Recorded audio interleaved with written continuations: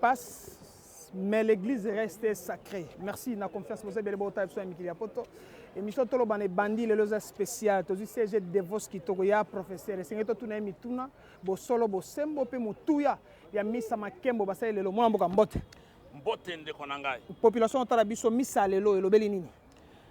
Misa na biso ya lelo etoye kokanisa bandeko na biso bakufa. Baoyo batika biso lisumu moko basala ezali ke bazala ba congolais. Na yebite na monde entier soki kobota ma congolais ezalaka lisumu. Bandeko babotama ba belge, babotama ba français, ba américain, ba égyptien, ba nigérien, ba rwandais, ba nini tout ça, toutes les nationalités du monde sont fiers d'être chez eux, mais biso tokufaka tout simplement parce que tous ba congolais. Yango wana biso tolobi toko bossa na jamais bandeko yo bakufi. 8 millions de morts. Elingi kolobanini. Congo Brazzaville 4 millions. Gabon 3 millions. Et Cap-Vert 1 million. Donc 3 pays africains babomi bango na RDC. Voilà pourquoi les lotoyés. Mais c'est oyo touti commémorer. Oyo ndenge touti nakati ezali messe ya kosenga justice. Réparation pour la mémoire. Nani esengeli ya réparer bandeko poto ba otapso nani esengeli ya réparer sango mo continue mela betisi etalobi faut justice distributive justice so etombola ke ko démocratique mais rapport mapping pe sengi batiango na kati na moni bo beti maboko ndeko de vos kitoko yango wana tozali na rapport mapping na kati ya rapport mapping ba kombo ya batu oyo baboma bandeko na biso bazali secret zate ndakisa neti nani tozo senga te nga awa nazali na autorisation te ya kobanda ya kotanga ka bakombo abatu soki olingi na kopesa rapport mapping pour na zan exemplaire moko voilà batu bayebani bazana Kinshasa bamususu bazana Rwanda bamususu bana Afrique du Sud bamususu ba monde mobimba ba boma ba congolais eloko to sengi ezali moko tolingi tribunal pénal international pour na RDC pour que bandeko oyo babomaki ba congolais basamba et bazwe tumbu bo bakokota buloko bakota. Est-ce que yoza sir venant na tribunal on a Félix Tshisekedi président de la République tribunal on est tiama na école Congo démocratique ndeko nanga to banda mboka oyo na Kasavubu azali suster après tozui Mobutu arenya Seseko en 2002 azali suster tozui Mzee Laurent Désiré Kabila akei Kabila yaki awa parce qu'azalaki na 29 ans akanisi ka kotika la paix Mobutu Kabila Seseko tolongoli ye Chilombo pe akokende et mikolitika ya kotanga alors donc que Chilombo soit là qui ne soit pas là justice c'est au nom du peuple.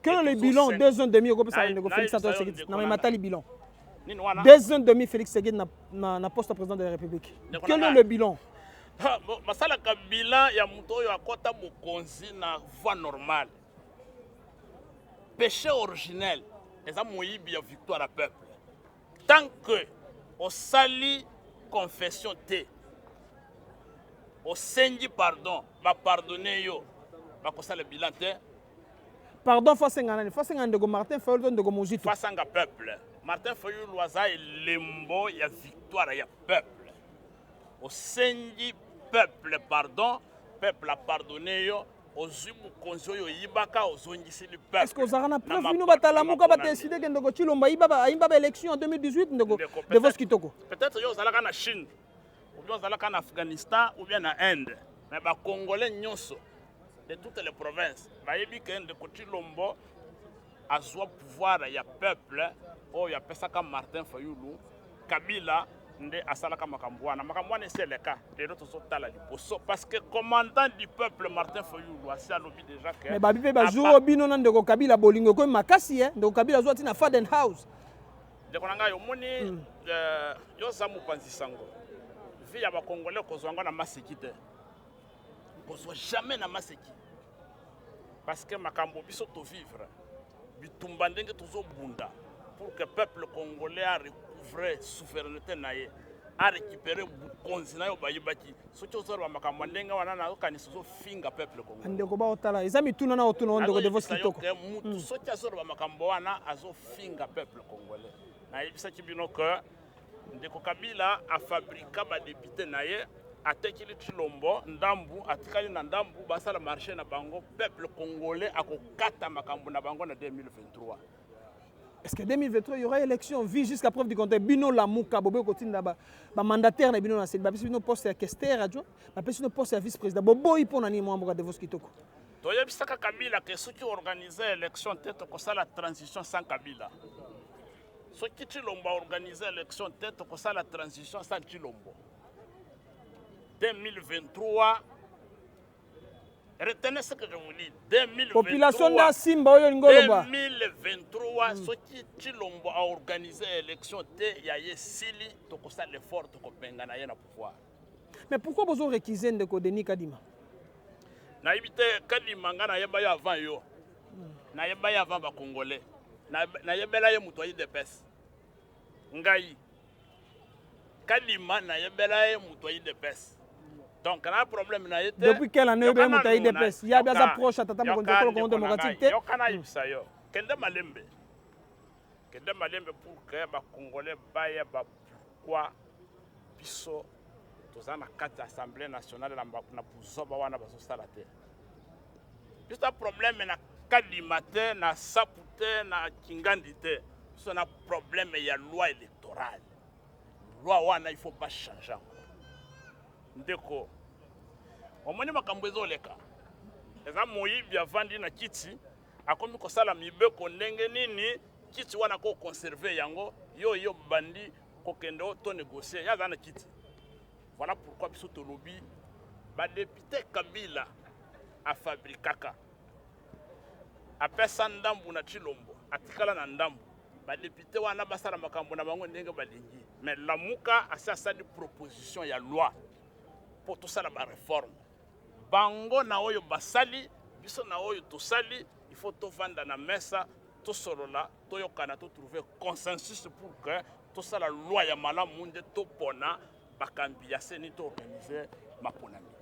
Soki tosali ngote to kokende kaka ndenge to so punda to le Satan mais na sima. Mais ce logo bozo le Satan ils a faveur ya ndeko Tshilombo bon tana poste mon mboka. Ndeko Kabila zwatan. Oyebi ke Kabila zwatan tokenda dialogue azwa glissement mais na sima azalaki na cour constitutionnelle Kabila azalaki na CENI Kabila azalaki na police Kabila armée mobimba a organiser élection na mbongo nyonso ya l'état akokati kota chadarité. Faut faire très attention. Ça c'est Kabila nem ta tshera batu na présidence ya République démocratique du Congo. Congolais sikoyo asa funguli miso. Anyina suki sana yebisyo boyende. Auti koyebisa bandeko na bino bapanzi sango. Kabila na Tshilombo babotola ki victoire ya peuple na 2018 parce que tozalaki préparé te. C'était une surprise. Muto tamoko akanisaka jamais que Kabila kozwa victoire ya peuple après sa Tshilombo. C'était une surprise. Et tu accompagner likambo wana ndenge tosokende 2023 na yebisi bandeko na yo bapanzi sango boye. Oyo akotia na mutu na ye. Na makanisi na ye que na 2023 akoyiba lisusu victoire à peuple ako regretter pourquoi Nzambe akela ye mutu. Pourquoi on l'a créé humain? Bakelanga mutu pona nini? Parce que makambo nazo mona il fallait nazala ata serpent ata poulet ou bien nini, mais je ne sais pas pourquoi je suis arrivé humain sur la terre. Nous nous préparons, quiconque va oser de frauder, de tricher, de confisquer la volonté du peuple, va regretter toute sa vie. Pourquoi à kota na mukiloyo mutu olias dans la nyama. Bino bozana ba réforme, ba on a loi organique portant fonctionnement à signer. Si qu'on soit trouver consensus, c'est parce que si déjà si ba gagner l'Assemblée nationale ba tiki ya bango candidat, toko suka pour l'élection en 2023. Ndeko nangai. Ba oyo bake ko kotika bakombo. Omoni ba lettre ndenge ebimi. Assemblée pour la République, bakomi mukanda ba lui bazo senga consensus.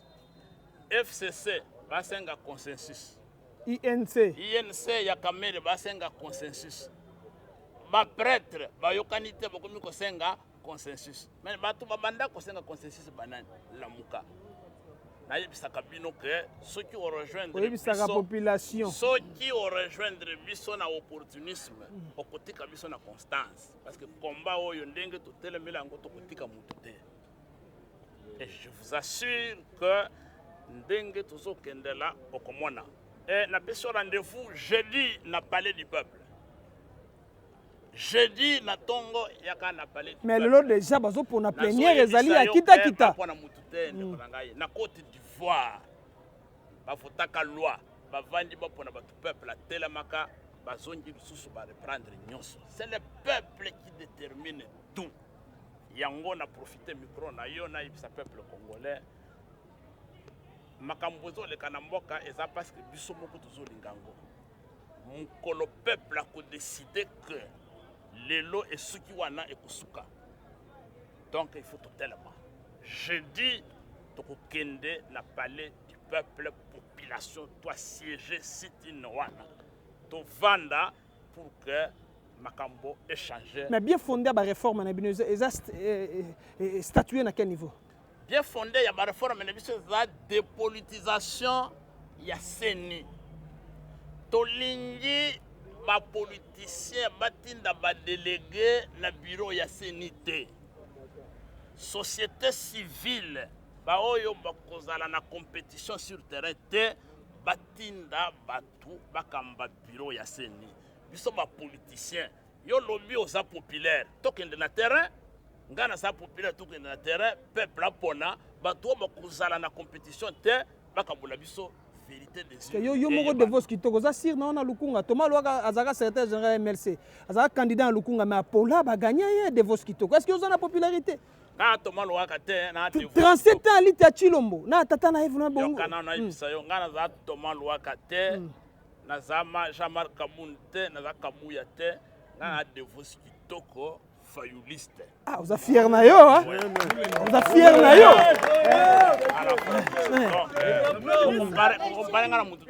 Unique na combat na biso et j'ai la confiance totale que tokolonga. Mais si on demande à la Mouka SID quel est le vrai don on peut donner pour éradiquer Flo peut-être ya Kuluna, pour éradiquer peut-être Flo ya Nzala, ya kozanga mino zanga l'hôpital, quelle sera la donne ya SID na la Mouka? Mais Kuluna ya liboso ça bato ba yibaka victoire à peuple. Donc ba Kuluna ya liboso. Tant que ba Kuluna ba yibaka victoire bazana pouvoir, ba Kuluna ya mike ba kusila te. Il faut d'abord tout le monde bakuluna minene est-ce que yo to arranger la bakuluna mike. C'est toute la solution. Seulement ça. Ouais. Ozamona gisasa mona mboka. Aibisayo. Ozalamona gisasa. Aibisayo. De vos kitoko population otala biso ozamona gisasa. Kana mwana gisasa. Ozamona gisasa. Na mwana gisasa. Boketcho yebi de vos kitoko mona gisasa. Cher ami, 22 ans de carrière na tangi sakabana Kinshasa. Devos kitoko tongo yo ki ba généraux école Congo démocratique na matali état de siège. Bazu 13 millions de dollars etikena na Kisasa. Ba soda botine katana, ba soda tenia elongo banité et sali onde nini. À l'époque à maréchal on a soda azakata na chaîne ta monene te na ba bag te mais ba chaîne to ba soda ya Chilombo na ya Kabila ba koma na ba bag. Bino na eside tombo mona makambo nyonso ne sala bino nde. Tunana Chilombo 15 millions ya ba pétrolier kenda wapi? 15 millions ya ba pétrolier. Parce que tando ngona. Tunana Chilombo 15 millions ya ba pétrolier alobaka retro commission kenda wapi? Tunaye nanu 450 millions ya projet ya 100 jours ekenda wapi sala nini? Tunaye nanu 15 millions ba pesaki ya Covid et pas ba américain, ba français tout ça et que y wapi parce que ba médecin ba na grève. Ye moko na goma lobby mboka eza dirigé na ba réseau mafieux. Il y a lobby que armée réseau mafieux, assemblée nationale réseau mafieux, sénat réseau mafieux, mais réseau mafieux à liboso dans la présidence. Donc il y a mon chef à réseau mafieux et mon cotambolate. Cher ami, il faut attaquer le mal par les racines. Et les racines du mal, c'est le vol, le péché originel. À Moïbi, il y a victoire. Mon frère, koyiba lelo, koyiba lobby, et ça chance. Mon grand monsieur, c'est beaucoup soyeux. Comme balobaka kolala kola mukezali habitude te. Kovanda la pe moyibi za habitude te. Un jour, nayebi mama moko asalaka prophétie kuna na changu. On va Chilombo, on sera deuxième mandat. Na somona prophétie wana ezo se réaliser. On va Chilombo, on sera deuxième mandat. Nazo yebisa yo non. Mama moko alobaki ka kusuka mabe. Oh. Na somona prophétie ezo kende ko se réaliser. Très bien. Omonanga to komi. Je n'ai jamais vu na mboka oyo tribalisme ndenge komi lelo. Tribalisme à niveau ni mona mboka bazo nommer batu nyonso ndenge longo bani ekolo. Mike bakomi kofingana bafinga ba mikolo respect za lisusu te. Kofingana basango. Kokota ba église ndenge tomona ki Kabila na suka bakomi kokota na ba église ba buka ba objet sacré lelo bazongelango. Le signe de la fin. Non mais eza ba militant incident na nouvelle land d'offre musu nde bango bakendaki kuna pa ndeko cardinal mbongo babambi mabanga bayiba ndeko yi dépester. OK, et ça ridicule parce que ya lobi azana pouvoir. Biso tana pouvoir te. Elle tout ça la kamasha kanga kabiso. Pourquoi elle toke ko buka kanji biso te? Faut tra retando ke canal télévision o le direct na TNT na clair et puis na YouTube. Il fallait ya sana pouvoir. Ndenge balobi ke bazana pouvoir. Il fallait être militant ya la muka ba ko muka pa tata cardinal bakanji bango balakisi bango na télévision. Pourquoi bakanji bango te? Devos kitoko les hommes politiques passent mais l'église reste et sacrée. Nyonso so le gana école Congo démocratique bino bayi politique école Congo démocratique. Centre d'intérêt na bino zabino moko ba individu. Population za nzala, population za ngi mai, population za ngi lotiliki. Et ça la bino ndeni bozongi na bandaku, okende cop moko ya politique po ba cho ministre ozula arto tomboki. Et ça onde Devos kitoko. Deko omoni biso to sala politique to sala mutute, to sala mboka. Soki eli tolingaki ke biso tokende na manjoire. Tozo ba poste mbele ndenge tozana yo boye tostika depuis kala. Nini ba proposa Martin Fayulu te? Nini ba proposa ngate? Yo ba proposa nini? To banalo. Nini ba proposa ngate? Nyonso. Ba proposa nini a Devos kitoko? Yo kana ibisa tozana micro no bato balanda ngai. Ba proposa nga ministère, ba proposa nga na comme secrétaire général académique na ba université. On m'a tout proposé moi. On m'a proposé l'argent. On comprend. Quand on va proposer basango ba jeep na mbongo, ba proposer pe biso. Ndenge pa na bango ba mwana jeep neti suka mokili. Mais eza mawa. Donc ndeko na ngai il faut to ya bake Nzambe ya kena mutu nyonso na mokili na tina na ye. Mutu ayaki kotika muninga azali te. Ndenge tozali boye toyebi pourquoi Dieu nous a créés.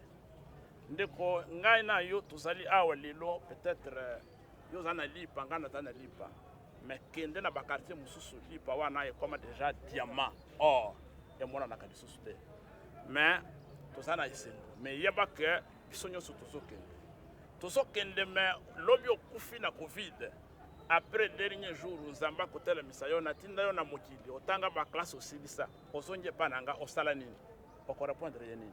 Voilà l'essence de réponse Devos kitoko pour avoir des élections crédibles, transparentes dans l'école démocratique. Est-ce que s'il faut seulement passer na identification à la population na recensement?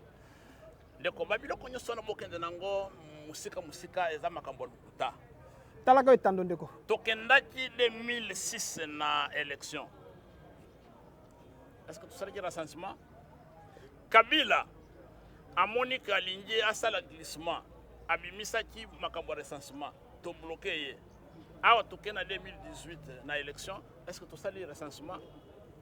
On comprend nani ya kosala recensement o confier moyibi recensement ya nani moyibi Devos kitoko pouvoir ba botala ki na peuple bango moko bayebi yo so mwana mutu première année alliance, deuxième année alliance o komi na katikati ya mandat lubinono alliance ekufi majorité ezalaki ngambo boye ebaluki komi ngambo boye ezalaka te biso totangisaka science politique ezalaka te et puis oleki ke na échoué et puis bandeko pe bazanga soni bazoya na parlement na loi ke non mandat ya Chilombo ebandi nde sikoyo o ya alliance na Kabila to kontango te ana tinda Kabila bokende ko sala alliance bo Kabila mutu mabesi Kabila pa ga congolais papa Kabila soki aza congolais te bino ba journaliste ko sala banquette boya ba nationalité na ye boye bisa ba congolais mususu aza mutu wapi ndenge na yebeli c'est kaza mutu ayibaki victoire ya peuple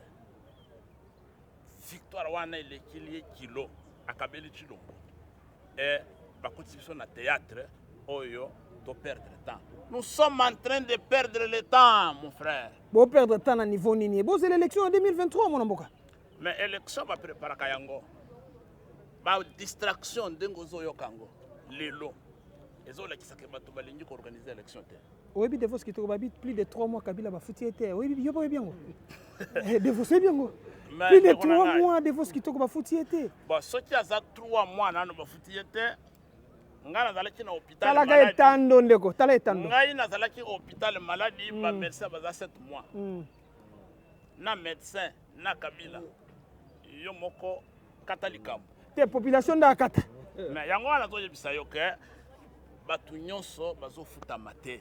Soki Kabila bazofuta yete, ne faut pas regretter, il faut y avoir mutu confiance du pouvoir à mutu mabe. Donc ça entre bango na bango. Toke malem na suka masola poko alelo Devos kitoko yeyo. Oyebi ke loi ya ndeko Chani. Babi ke ekangi mandeko Martin Fayulu maboko na sima boye lokwa mutu batie ba kraka. Babi nationalité na eza mwa douté, za koza sénégalais, koza la malien, zambien. Est-ce que ça solo yon de confirmer à ça étranger? Bon, na poser une question moko. Yo mi tuna zanga bien nous ayo. Oui, mais faut pas na poser question peut-être le peuple pour répondre. Est-ce que ils ont mana moyibi asa la loi o ils ont interdit le mutu mususu a récupérer qui sa moyibi afandaki.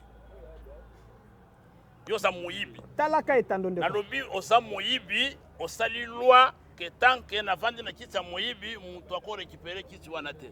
Ana kusala confiance. Omoni mibeko basala ke koza la malamu mais mutu aso proposer ngo za mutu mabe ndoko chanya mutu mabe voilà naso loba mais chani za Devos kito fongola motema na yo oza secrétaire général ISD parti cher à Martin Fayulu madidi ndoko Martin c'est bisonga na chiffre 4 Martin Fayulu so loba ka vérité loba vérité so loba chani za mabe loba so ba généraux ba yiba mbongo l'état loba ce qui bitumba est le Congo démocratique politique ko ta ba infiltrer biso parce que ba James Kabara be secrétaire chef d'état-major loba Devos kitoko so banga nini mais konangai na ebite soki olingi na loba ndenge ni tenga ndo panza clair comme l'eau dans un verre clair na yebisi yo que loi ya Chani ezali diversion ezali distraction na moment oyo parce que azo distraire bino pour que assez la loi électorale qui permettre de frauder en 2023. Et cette distraction, ça vous distrait. Le grand problème, c'est la loi organique sur la CENI. C'est la loi électorale. C'est déjà adopté, mon amboka. Mais ce sont des élus, ils ont déjà adopté Devos kitoko. Aux professeurs, il y a sciences politiques. Aux journalistes ou bien aux journalistes. Oui, pourquoi les gens ont un consensus sur une assemblée? Mutsiti mapesi bongo lobina benda na mbongo na ngai puis mato kotala makambo wana donc yango mona zoleka c'est oyebi de konanga journaliste na komi koyoka soni na kiti na ipen na station na arrêt na ki mwana moko azana sachet na mutu ya mai azo crier ba député yango nazoteka oh ba député nazoteka azoteka nini oh ba député natala ba député za mai comment vous voyez à quel niveau nous sommes arrivés? Soni. Yango wana na biso que donc ba député nazoteka nzone azoteka mais ba député nazoteka c'est pour vous dire quoi c'est pour vous dire que on a plus de parlement on a plus de députés batu bazu ba jeep na bango vraiment sénateur na OEC baka bolambongo oh ah ba sénateur na OEC baka bolambongo à moment il y a élection il y a bureau il y a bati lukwebo baka bolambongo na OEC ata yo zanga mona salomi bati lukwebo c'est un flatteur lukwebo là c'est un flatteur bati échoué lamentablement na Kabari lokola député national cour constitutionnelle ya Kabila zongi c'est bati échoué na 2018 le loi bien soutenir Chilombo po ni pas na binota soutenir Martin Fayulu po na Martin Fayulu baza pe na bolingo makasi ba umeli mingi papa on a choix na ye biso to lingi distraction te Martin Fayulu a besoin na politicien et Martin Fayulu a besoin d'un peuple congolais. Martin Fayulu azana posa batu baya deli se sanga pa ya zaka Maradona et pas na bino. bavotaki na est bavote na ouest bavote na nord na sud ezalaki événement nakenda komona Kaleve de triste mémoire oyo akimi lelo Kaleve azoyebisanga ke mais kitoko le problème c'est que tozali susu na batu te ya kuencadrer bafoule Martin Fayulu azodrainer na Kalemi. Kalemi, moi je dis, mais Martin, il dit, mon frère, nous n'avons pas suffisamment de personnel de sécurité pour encadrer. Il faut Martin Fayulu arrêter la campagne, sinon vous créez un scandale. C'est-à-dire quoi? Martin Fayulu, c'est un événement. Parce que c'est la volonté du peuple et que Dieu l'avait choisi pour diriger le pays. Mais ce n'est qu'une partie remise. Ndeko, talaka yomoko, mokili depo banda.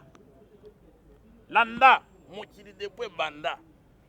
C'est la première fois dans le monde entier, président en pleine prestation de serment à Kouyi. Et tu as la matin. Oh, Alobanini. Langue wana aloba ti lelo interprète à Zalakate. Ba Congolais baya bakate alobani. Mais yo c'est-à-dire que pouvoir wana et si la comme la prestation à serment. Oh nyo surtout ça le théâtre. Et que c'est nous qui ne sommes pas sérieux parce que nous devons récupérer. Devos Kitoko, est-ce que vous assirez parce que tu as ici entretien le tolban spécial, le bandi était deuxième épisode où il y a pour te vendre, pena te vendre ça makanisi, au sein de document, pena ba document pour éclairer la population démocratique. Est-ce que vous assirez élection 2023 yani? Bon, problème de l'élection 2023 c'est la volonté moutouté. C'est la première cause la sûreté, c'est une obligation, il faut élection et ça là. Si vous pouvez dire que vous assure, donc vous doutez de la loi. Le mandat est constitutionnel. Tu as fraudé, tu as triché, à un moment donné, tu vas dire bon, tikaye kaka. Bon, tikaye kaka. Un comme Moïbi, un attend tikaye kaka. Batiki. Mais il y a un temps pour toutes choses. Je vous ai dit, mon cher ami, et je vais terminer par là. Et puis, et puis, tu clôturer l'émission. 2023, tu as élection. Tu as salama ponami. Et le peuple congolais a décidé de alindia kamba boka. Oyo a koyiba lisusu victoire à peuple. A regretté pourquoi Zambé a kelaye mutu. Nous allons nous organiser pour faire un chèque à quiconque a kolinga lisusu koyiba victoire ya peuple. Freddy taki di population est à Otalaye et sengela pe sa message ya liboso ya mibale. Ndeko na Félix Bobuna na komba mais président songa zo bato bazo kufa mingi. Yibo yoki lisolo wana. Maintenant il faut que pouvoir wana ici la mukolo prestation serment. Ozo kangate. Des populations sengela yoka. Maintenant il faut que pouvoir wana ici la mukolo prestation de serment. Yo mona Kabila nenga bandako seka. Et puis alongo linette. Population qui s'attale au message à Souka. Il y a le moment où Dieu vous dit calmez-vous. Il sait comment s'occuper de certaines choses. Merci beaucoup. Population Souka la population. Message à Souka la population or voter Martin Fayulu en 2023. Bande konabiso ya est. Bakosa kibiso état de siège. Et ça état de siège te. Alingaki a maté résistance pour signer l'accord en Rwanda.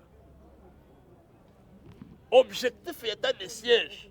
Ils allaient maté résistance à la population pour que a signé l'accord en Rwanda. Yo si on a état de siège, pays a signé l'accord commercial.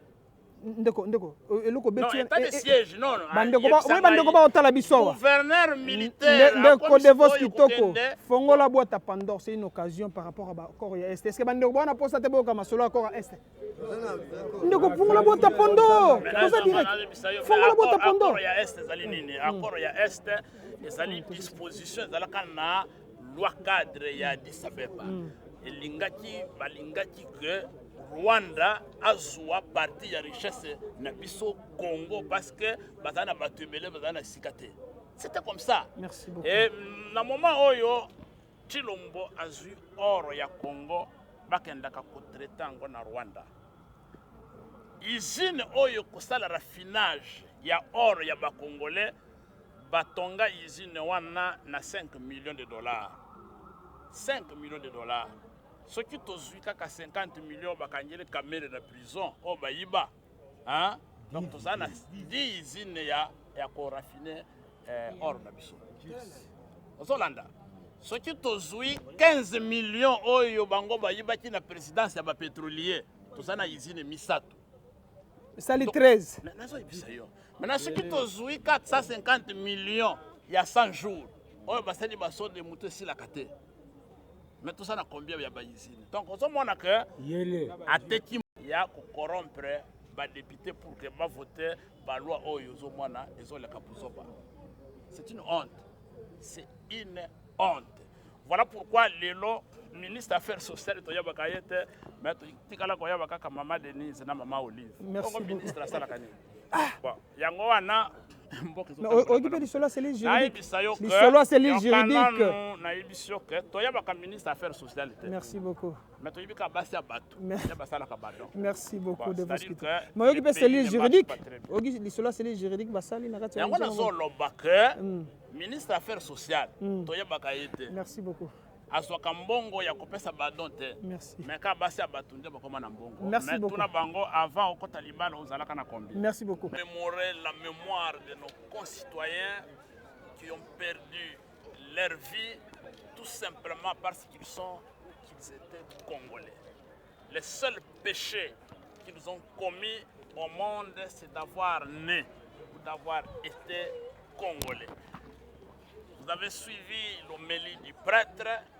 On nous a très bien clarifié que heureux ceux qui songent à leur mort. Nous nous disons, pour mieux songer à nos morts, nous devons réclamer justice et réparation pour que nous ayons la véritable paix. Il n'y a pas de véritable paix dans un pays sans justice ni réparation.